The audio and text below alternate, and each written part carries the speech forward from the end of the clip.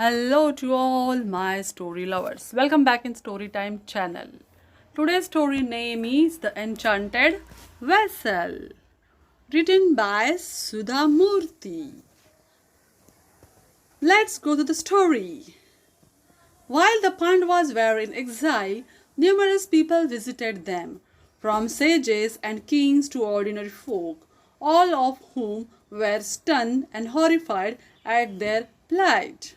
When Draupadi was the queen of Indraprastha, she would enjoy entertaining guests and was known for her generosity. But of course, she couldn't entertain the same way while in the forest. So Yudhishthira prayed to Surya, the sun god, who gave them a special vessel, saying, "This vessel is known as the Akshay Patra. It will produce as much food as you need. But there is a condition. Once it is washed after the lady of the house has had her meal, it cannot produce anything more until the next day." Draupadi was only too glad to accept the Akshay Patra and the condition. She was now able to provide delicious food to all their guests and in great quantities. And she washed the vessel only after she had finished her cooking for the day and had eaten herself. Soon the news of the exiled Pandavas' generous hospitality reached Hastinapur. Duryodhana wondered, how do the Pandavas manage to feed all their guests such a assumptions meals every day when they are so poor? When he heard about the Akshay Patra and was overcome by jealousy, his uncle Shakuni devised a wily plan when the famous short-tempered sage Durvasa came to visit them in Hastinapur. Duryodhana welcomed the sage with great pomp and show and treated him his troop to a fantastic meal.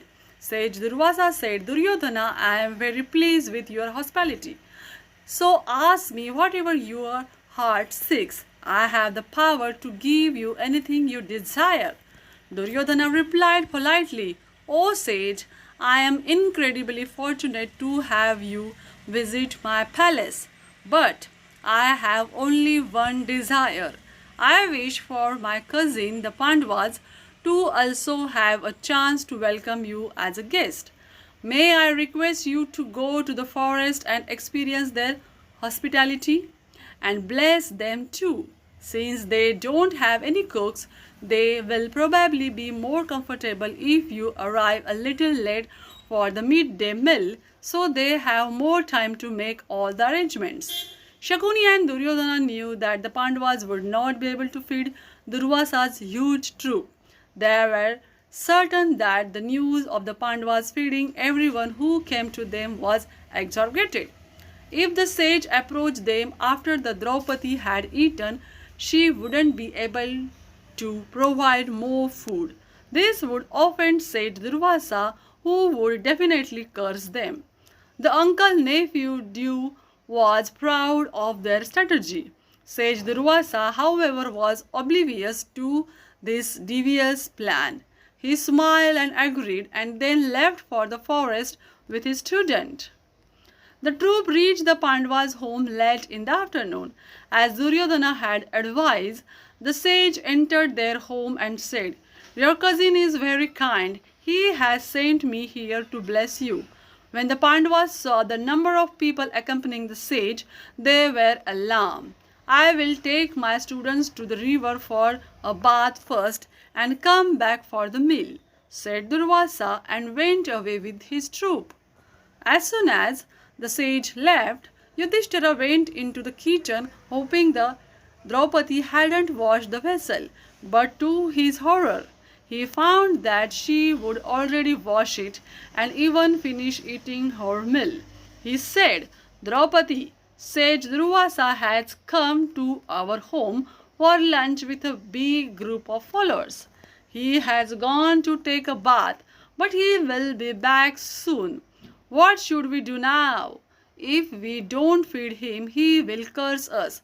Besides, it is our duty to feed whoever comes to our home." Draupadi looked at him helplessly. Bhima roared, "This must be Duryodhana's underhand plot. Otherwise, why would the sage come here at such a late hour for a meal?" Everybody gathered around, lost in thought. There was no solution in sight.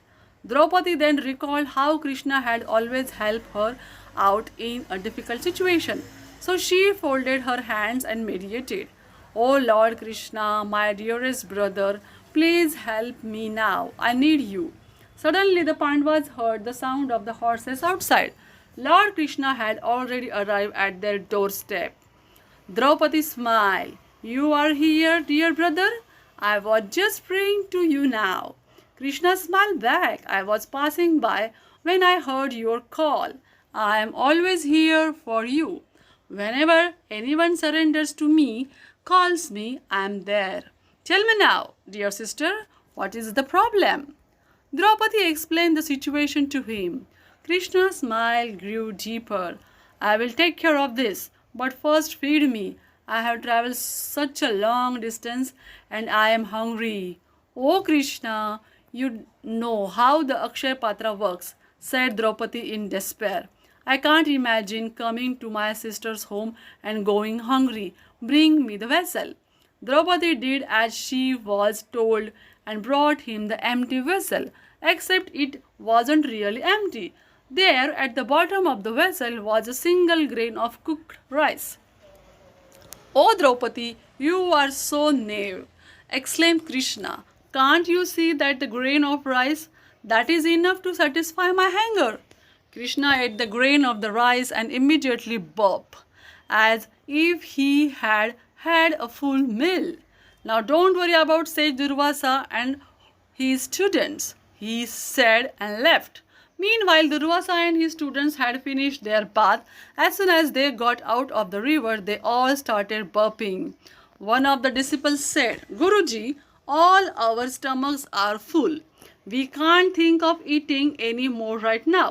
I know that the Pandavas are generous. They may get offended if we visit them and leave their home without eating anything. So I suggest we don't go back there." "I am also of the same opinion," admitted said Durvasa. "I will bless them from here and we can go on our way."